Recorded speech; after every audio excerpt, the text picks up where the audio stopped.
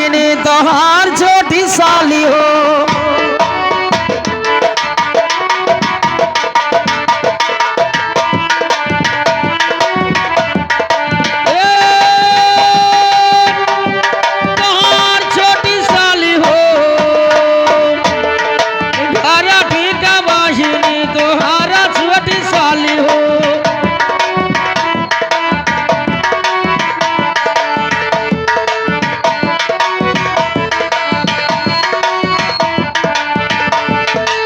लकी छोटी साली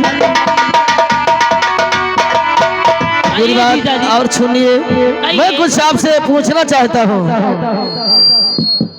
अरे हंसाने कई भेदवा, अरे हम बताओ छोटी साली हो, और काहे टूटे सोने कई पलंगिया छोटी साली हो।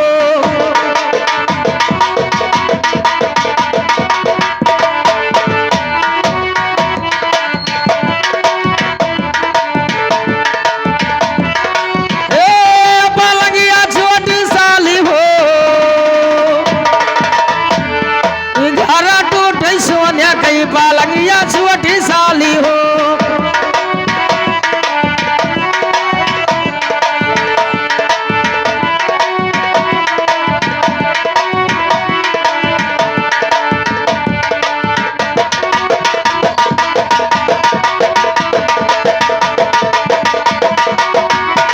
लकी साली जी और सुनिए, अरे टूट गया साली, अरे सोने पलंगिया छोटी साली हो, अब काहे रनिवा मुस्काई छोटी साली हो।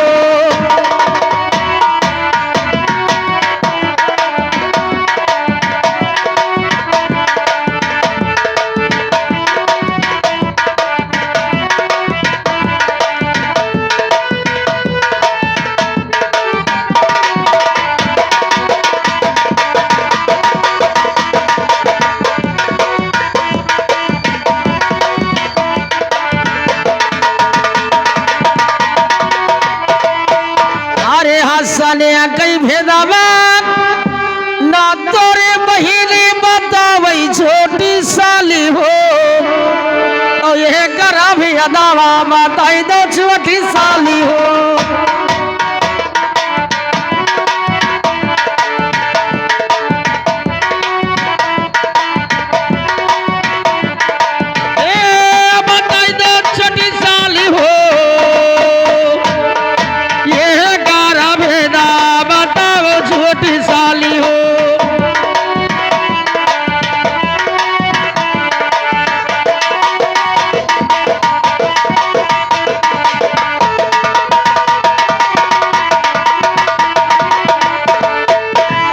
तोहरी बहिनी अरे नहीं बतावई छोटी साली हो, अब भेज दिए तोहरे महलिया छोटी साली हो।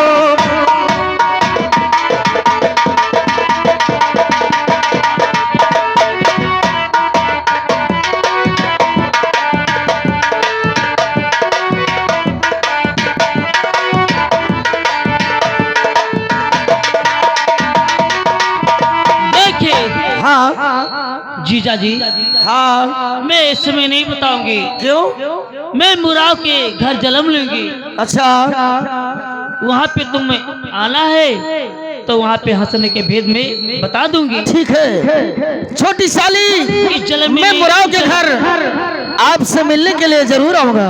हाँ ठीक है, मैं जा रहा हूँ। जाइए।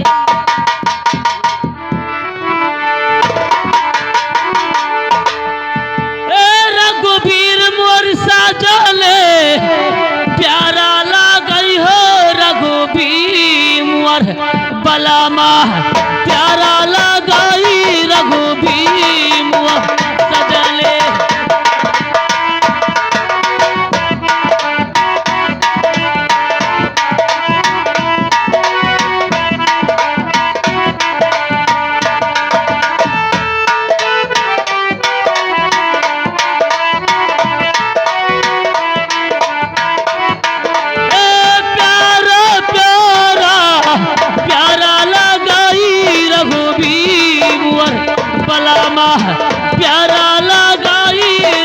भीम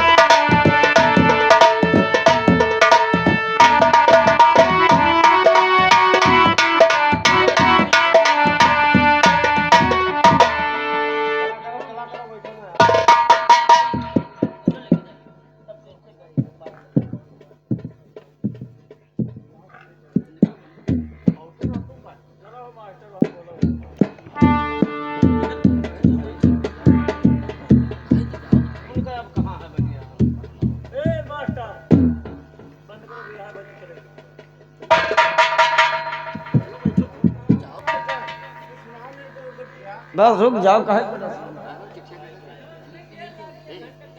अरे अब बहुत टाइम है।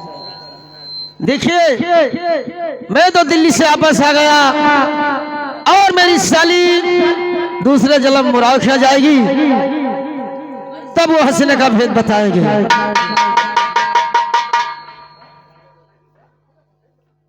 महाराज हाँ ये चिट्ठी आया है। अच्छा मतलब चिट्ठी आया। ओ चिट्ठी नहीं हो यार, गलत हो गया यार। हाँ चिट्ठी चिट्ठी चिट्ठी। अच्छा हाँ ये तुम्हारी साली के यहाँ से आया है, इसको देखिए इसमें क्या है। देखिए हमारी साली चिट्ठी भेजी है कि इस दिन का हमारे बच्चे का ही मोड़न है और हमारे हाँ ठीक है चलिए।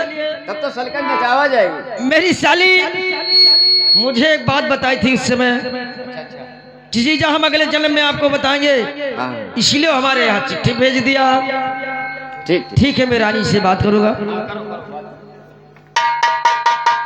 रानी साहिबा कहिए मार देखे तुम्हारी बहन पिंगला ने चिट्ठी भेजा है और उसके बच्चे का ही मूड़न है। अच्छा और बच्चे का मूड़न है और वहां हम जाएंगे, हमारा दोनों ही काम हो जाएगा। ठीक है महाराज। हसीना का भेद वो नहीं बताई उस समय, मुझे आपस कर दिया था। ठीक है चले जाइए ना। ठीक है मैं जा रहा। ठीक है जाइए। हेलो अरे अल्लाह तू नौ फर के अरे सैया हैया वैया मर नवा तू नौ फर के।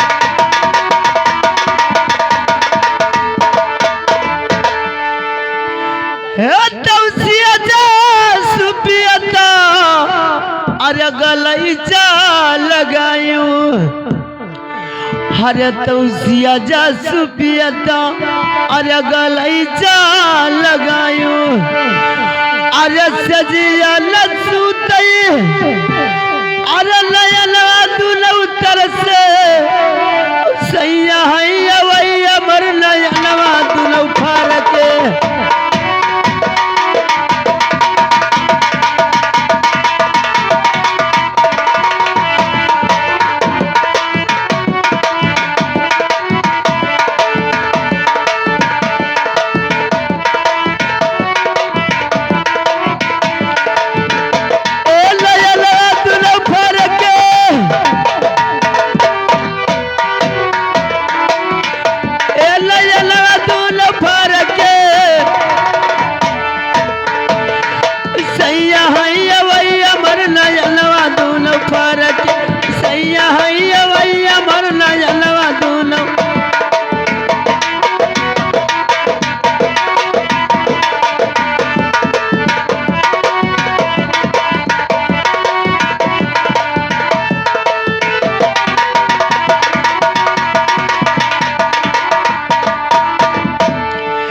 ये तो झांझर गेरुआ अरे गंगा जल पानी हाँ तो झांझर गेरुआ गंगा जल पानी अरे गेरुआ लगुटई अरे नयनवा दुनो उतर से सैया हैया वैया मर नयनवा दुनो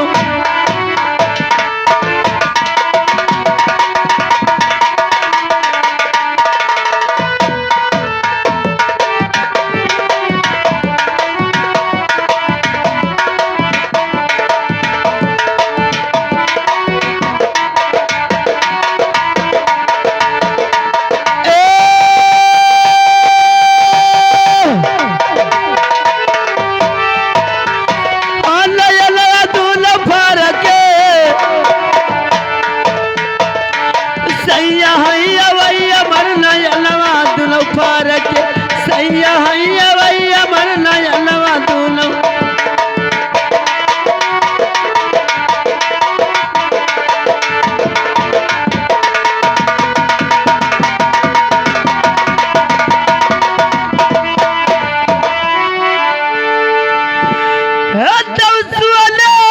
के तारी माँ और जवना बनायू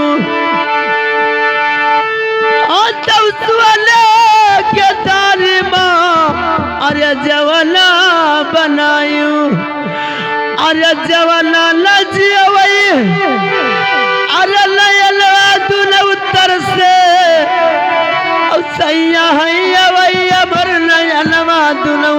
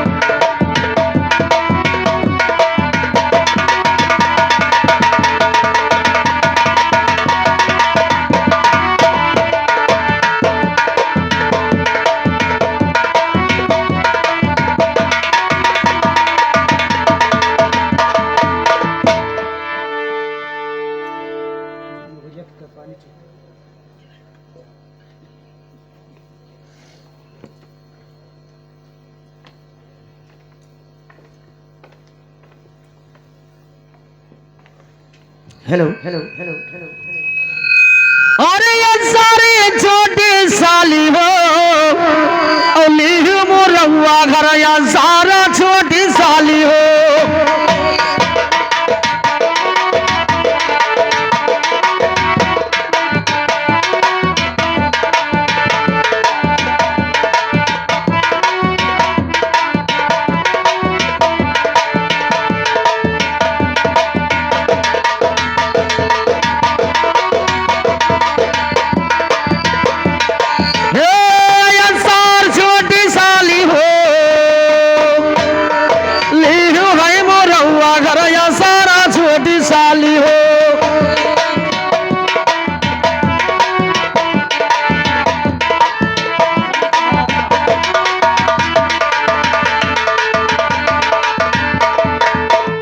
साली जी, कहिए जीजा जी। अब तुमने पत्र भेजा, मैं आ गया, और आपने बोली थी कि अगले जन्म में जब हमारा जन्म होगा तब हंसने का भेद आपसे मैं जरूर से बताऊंगी।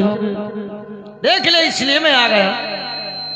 लेकिन सुनो, कहिए। अरे आई गहन साली, अरे तोहरे अम्मा कनवा छोटी साली हो, अब हंसने कहीं भेदा बताई दो छोटी साली हो।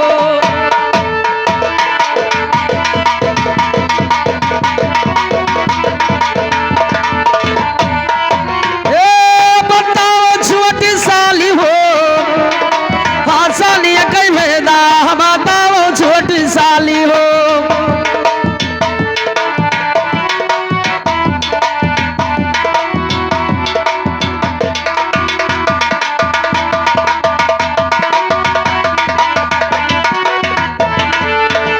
लेकिन देखिए साली जी,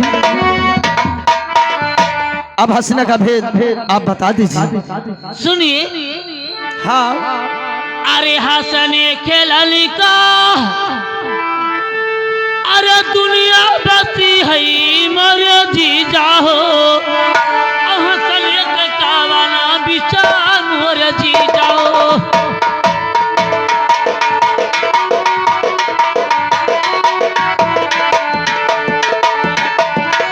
ए बिचार मोरे जीजा हो, हंसने के कावाना बिचार मोरे जीजा हो।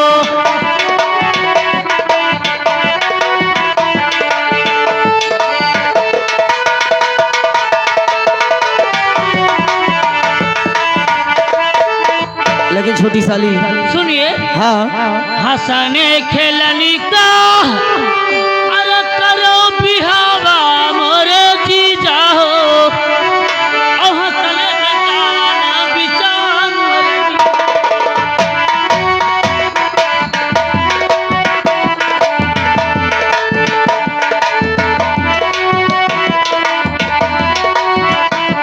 ए हंसने के कावाना बिचार मोरे जीजा हो।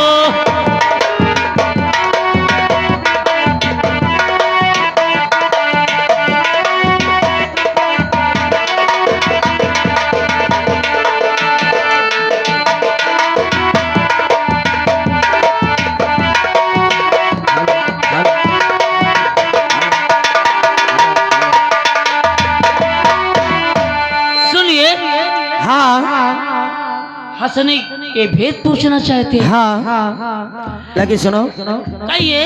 ठीक है, क्या कहना चाहती थी बताइए। लेकिन सोच समझ कर रानी साहबा बताना। देखे, रानी साहबा इसीलिए भेजे कि छोटी साली बताएगी। लेकिन सुनो, अरे हंसाने कई भेदावा, अरे जो ना बताई बहु छोटी साली हो, हमारी गडरिया मरी जा छोटी साली हो। जीजा जी।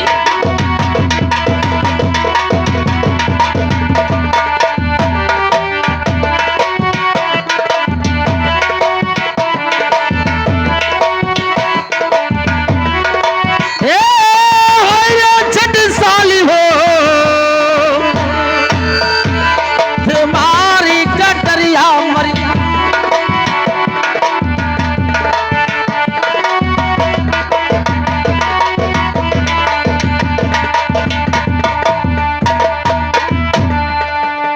सुनिए। अगर साली जी नहीं बताओगी तो मैं तुम्हारे चौखट पे अपना प्राण दे दूंगा। हरे पहले जलमवा कई बेटी तारी मोरे जीजा हो, और दूसरी माता तहा मोरे जीजा हो।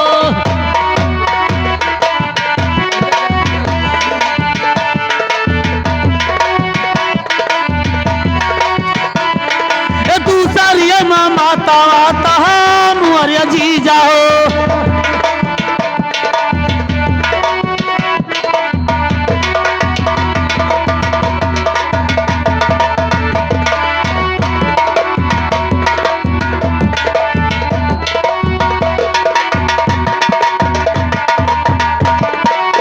सारे जलममा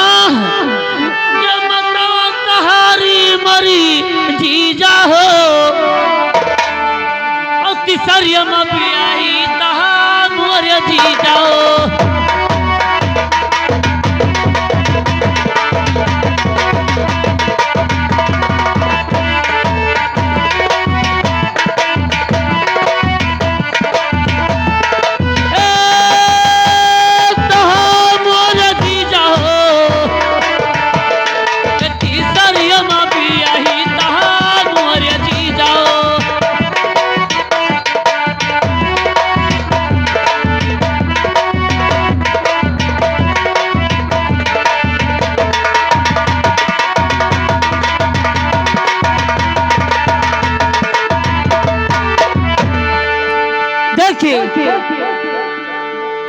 जीजा जी,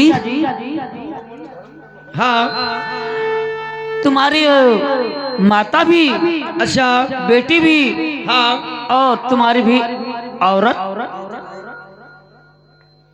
ठीक है, मैं समझ गया।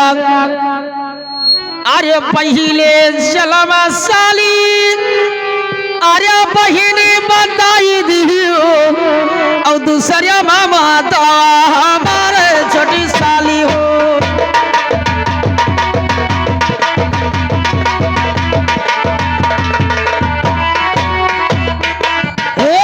बताई छोटी साली हो, दूसरे मामा ता बताई छोटी साली हो।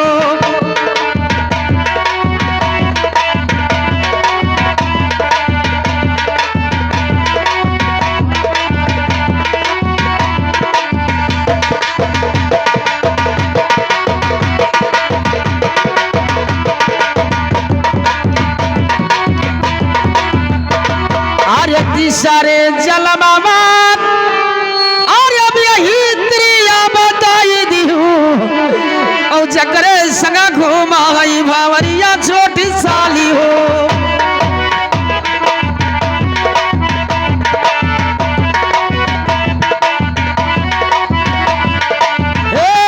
भावरिया छोटी साली हो, जकरे संगा घूमा भावरिया छोटी साली हो।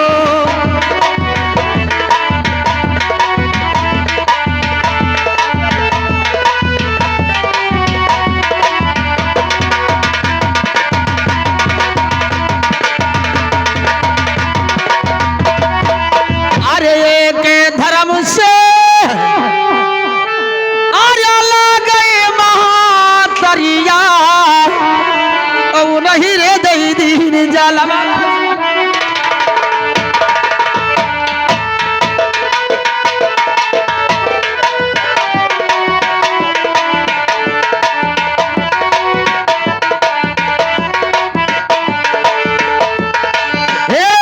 बताई छोटी साली हो, दिहू धरा माँ बताई छोटी।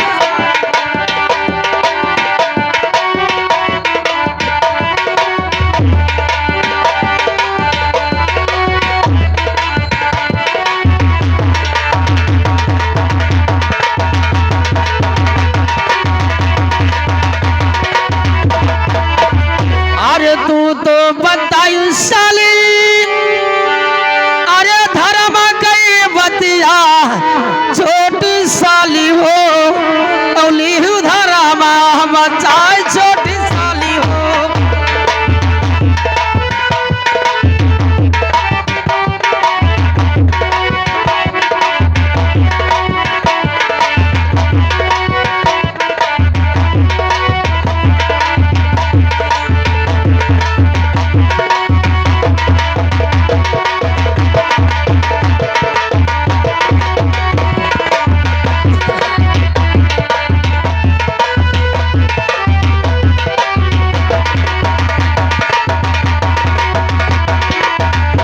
देखिए साली जी, तुमने एक धर्म वाला बात बता दिया, हमारा धर्म ही बच गया।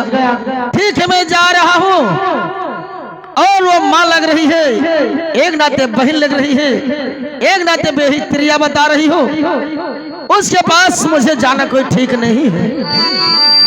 ठीक है जीजा जी, जाइए। ठीक है, कोई बात नहीं है। ऐसे उससे मुलाकात करके उसके बाद कजरी वन में चला जाऊंगा। कजरी वन में खतरनाक काला मृग भी है और मुझे मार देगा तो वहीं से सब कहानी खत्म हो जाएगी। नहीं जीजा जी, जाइए बहन के मेरे पास, तो वहां से जाना। ठीक है, मैं जाऊंगा जरूर से। हेलो, हे अकेला चली जाइबे, अरे सबके समानवा अकेला चली जाइबे, सबके समानवा अकेला चली जाइबे।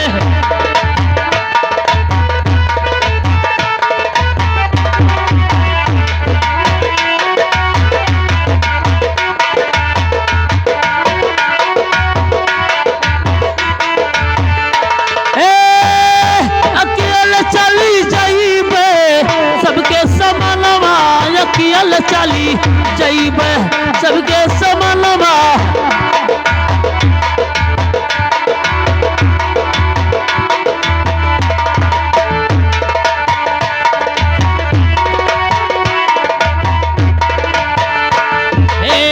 लाखों रही है, हजारों रही है, लाखों रही है, हजारों रही है।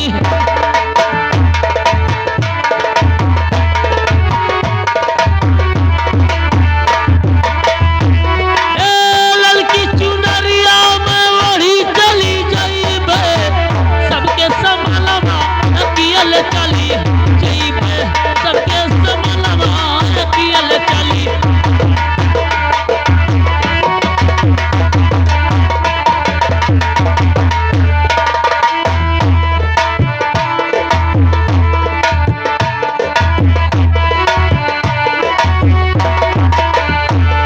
अकेला चली जाइबे सबके समानवा अकेला चली जाइबे।